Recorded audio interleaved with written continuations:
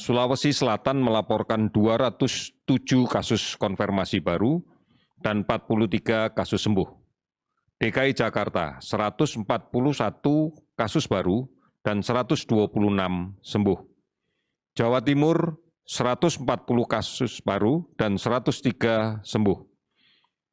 Sumatera Selatan 84 kasus baru dan 31 sembuh. Bali 81 kasus baru dan 13 sembuh. 19 provinsi melaporkan kasus di bawah 10.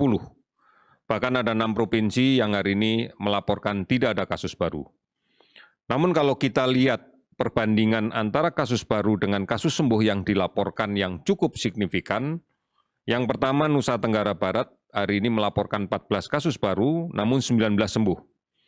Maluku 7 kasus baru dan 23 sembuh. Gorontalo 6 kasus baru, 35 sembuh. Sumatera Barat 4 kasus baru, 11 sembuh. Papua Barat 3 kasus baru dan 8 sembuh. Yogyakarta 1 kasus baru, 7 sembuh. Bangka Belitung tidak ada penambahan kasus, dilaporkan 6 kasus sembuh.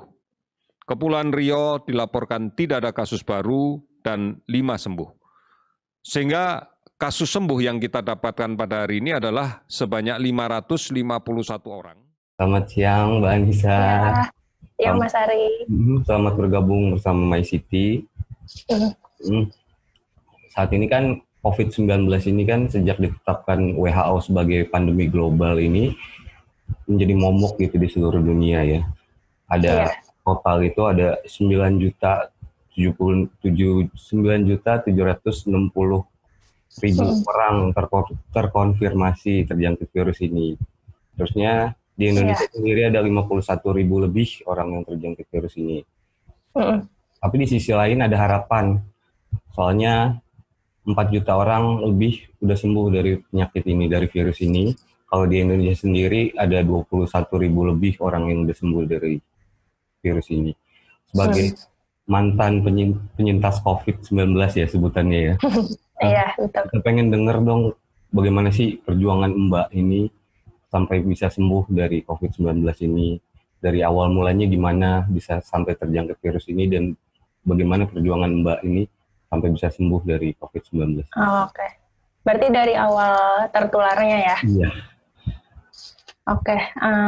Jadi awal mulanya itu aku sebenarnya yang waktu udah ada imbauan untuk diam di rumah aja itu aku juga udah patuh untuk diam di rumah aja. Nah terus seminggu 2 minggu kemudian ada salah satu kerabat keluarga aku nelpon, katanya beliau sakit dan di tempat beliau tinggal itu nggak ada keluarga yang dekat, yang paling dekat itu ke keluarga aku. Nah ya udahlah, karena khawatirnya beliau itu sebenarnya takutnya ngeluhnya itu darah tinggi, jadi tekanan darah tinggi. Aku takutnya amit-amit stroke atau gimana. Jadi ya udah kita jemput ke sana. Jadi supir yang jemput, kita tunggu di rumah. Nah terus pas sampai rumah ya udah istirahat segala macam. Pokoknya karena udah ada isu-isu corona, covid segala macam, jadi si keluarga aku ini tinggalnya tidurnya tuh di kamar berbeda, jadi di kamar tamu, karena kan khawatir juga beliau kan dari luar rumah aku, sedangkan di rumah aku kan udah 2 minggu steril, maksudnya kita aja keluargaku. Nah ya udah tiap hari tuh aku anterin ke rumah sakit A, B, C, D, banyak rumah sakit, semuanya bilang nggak indikasi untuk rawat inap sebenarnya. Nah keluarga aku ini aku antar tiap hari, terus tiap hari aku ukur tensi, tekanan darahnya, terus suhunya, segala macam. Jadi aku kontaknya banyak. Dan awalnya aku nggak curiga itu corona, karena keluhannya kan pusing, darah tinggi, perutnya sakit, mah segala macam. Nggak ada keluhan batuk, nggak ada apa, cuma badannya nggak enak aja. Nah, nggak lama kemudian, setelah 6 hari nginep di rumah aku, kita rawat segala macam, kok kayaknya perburukan, akhirnya buru-buru lah kita ke rumah sakit lain, karena rumah sakit yang dekat rumah aku tuh udah 3 kali ke sana, nggak nerima, bukan yang nggak nerima sih, maksudnya nggak indikasi untuk rawat inap, mereka bilang. Nah, akhirnya kita pindah rumah sakit, karena keluargaku yang itu intake-nya, makannya tuh udah buruk banget, nggak mau makan, terus kalau makan cuma sedikit, karena katanya lidahnya nggak ada rasa, terus nggak ada nafsu makan sama sekali, pokoknya makannya jelek banget. Akhirnya kita bawa ke rumah sakit di Jakarta Timur lah, satu rumah sakit swasta.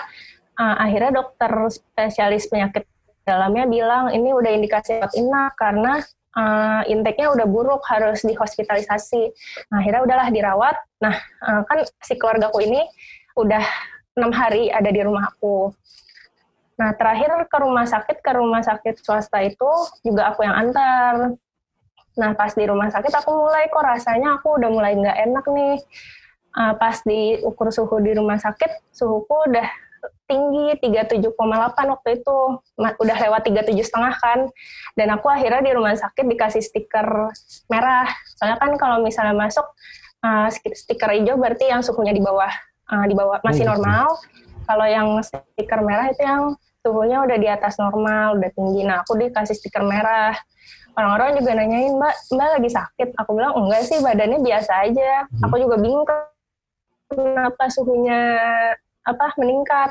Tapi ya udah aku tetap antar keluargaku itu sampai akhirnya dirawat inap. Nah, pulang ke rumah, kok badanku makin nggak enak. Terus rasanya makin panas itu, aku ukur suhu tubuh, nggak taunya suhuku udah 39,7, udah tinggi banget kan. Itu efeknya dalam waktu sehari ya, Mbak ya? Efek enggak, anfalnya itu dalam keluargaku sehari? yang yang Mbak rasain itu dalam sehari? Aku rasain itu dalam sehari itu, yang awalnya aku fit aja, tiba-tiba suhunya pas diukur udah naik. Nah, terus sampai rumah juga aku tiba-tiba nggak enak. Pas aku ukur suhunya udah 39,7, udah tinggi banget. Nah, itu berarti setelah 6 hari keluargaku itu tinggal di rumahku. Jadi 6 hari kontak erat, segala macam. Jadi gejalanya tuh emang masa inkubasinya setahu aku sempat baca kalau di Indonesia tuh bisa 4-6 hari masa inkubasinya. Jadi sejak keluargaku itu datang ke rumah sampai aku muncul gejala itu 4-6 hari. Gejala demam tuh aku munculnya 6 hari. Nah, tapi sebelumnya aku sempat ngalamin gejala yang sebelumnya juga udah aku kasih tahu ke Mas Ari, yang penciumanku hilang sama pengecapanku juga hilang. Itu 4 hari setelah keluargaku itu datang gitu. Jadi gejalanya itu sih demam. Terus aku mulai batuk-batuk tapi ringan, maksudnya nggak intens batuk gitu yang sampai gimana, aku ringan doang batuknya, terus sakit tenggorokannya juga ringan, flu aku nggak ada, gitu-gitu aja sih. Akhirnya aku dibawa ke rumah sakit di hari keempat gejalaku, kan itu hari ke-6 setelah terpapar sama keluargaku yang itu. Nah, hari ke-10 aku ke rumah sakit. Di hari ke-7-nya keluargaku yang itu meninggal.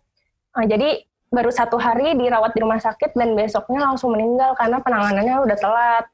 Dan dokternya juga bilang dari gambar ronsen paru-parunya ini sangat mengarah ke arah COVID.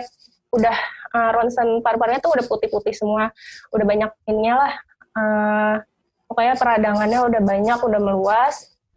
Akhirnya dimakamkannya juga secara prosedur COVID.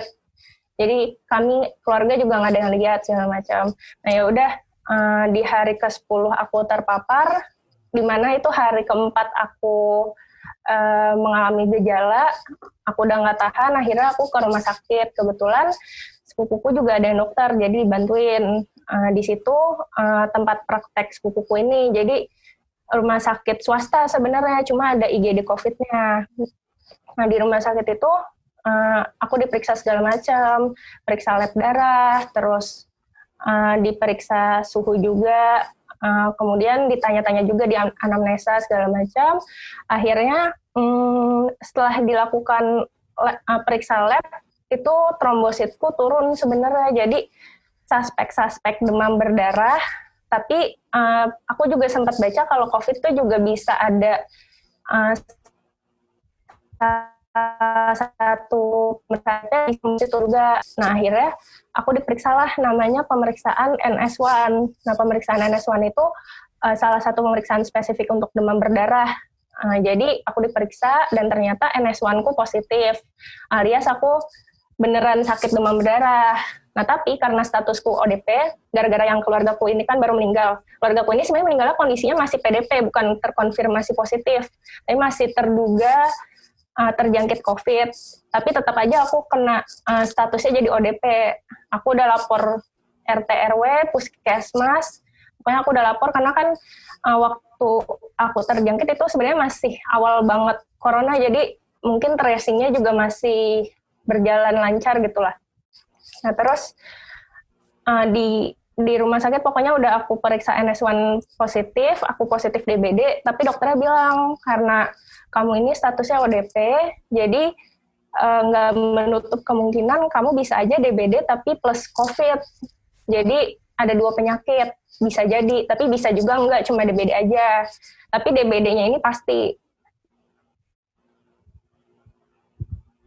Nah, terus kata dokternya, saya berharap kamu bisa di rapid test sama swab test di rumah sakit.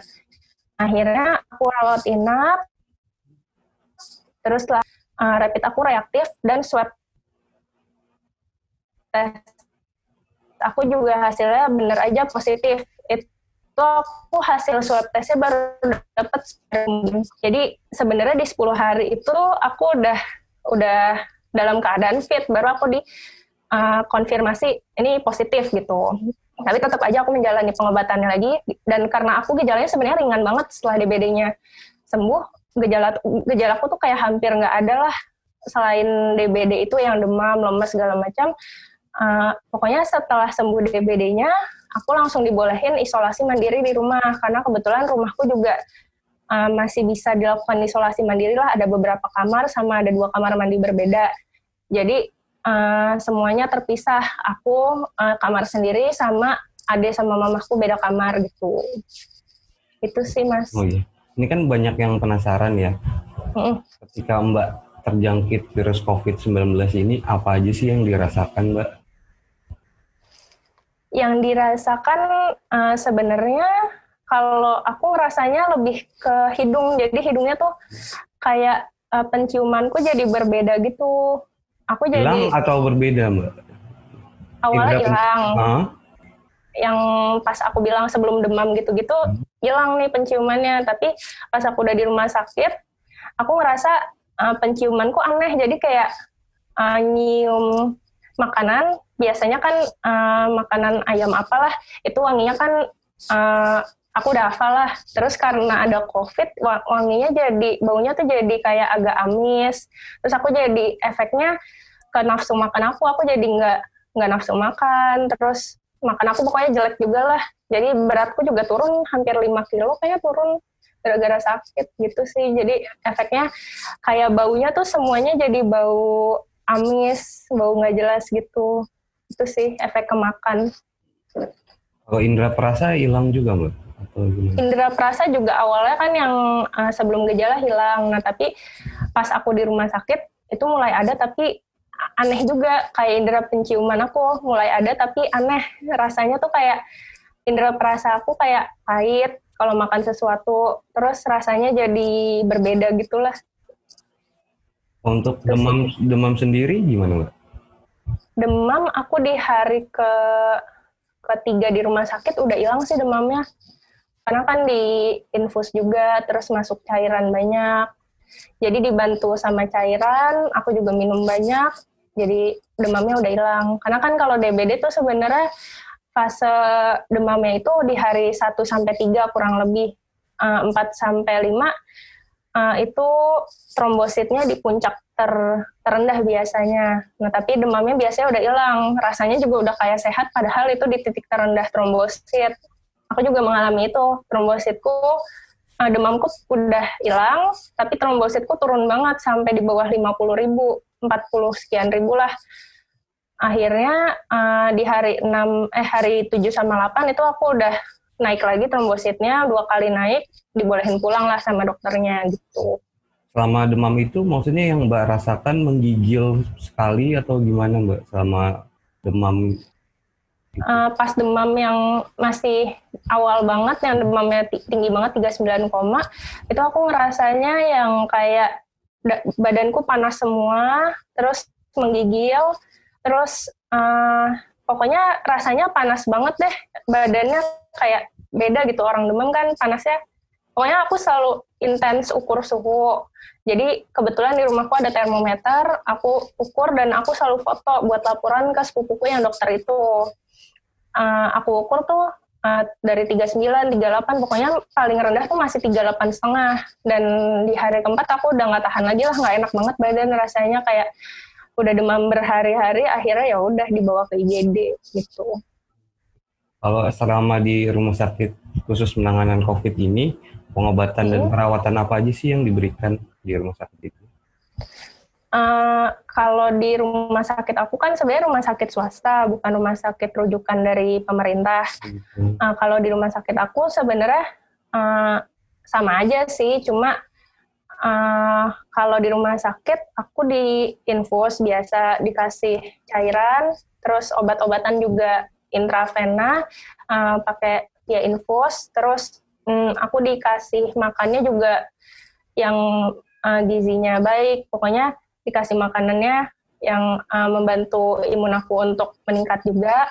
Nah, terus dikasih obat minum juga. Obat minumnya itu antiviral sama imunosupresan. Aku sebut golongannya aja ya. Golongannya imunosupresan dan antiviral, jadi bisa meningkatkan sistem imun juga gitu. Itu sih selama di rumah sakit gitu aja, sama paling diperiksa-periksa tensi, suhu, diawasin terus gitu. Tiap hari dokternya juga visit. Gitu. Apa sih yang memotivasi Mbak Anissa ini untuk melawan penyakit ini gitu, untuk bisa sembuh gitu? Apa yang memotivasi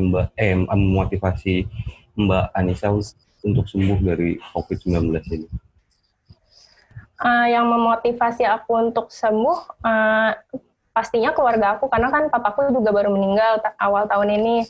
Terus kasihan lah mamaku sama adekku di rumah. Mamaku tuh sebenarnya juga mulai agak sakit karena mamaku juga ikut nganterin keluargaku yang datang ke rumahku itu. Nah, tapi alhamdulillahnya mamaku gejalanya nggak separah, bukan parah sih, maksudnya dia juga demam mamaku, tapi demamnya nggak gitu tinggi. Terus nggak batuk juga ringan sama kayak aku, kayak masih belum indikasi hospitalisasi gitu sih. Sempat masuk rumah sakit, tapi pas di swab, hasil swabnya negatif, udah 3 kali swab mamaku. Jadi mamaku nggak pernah positif.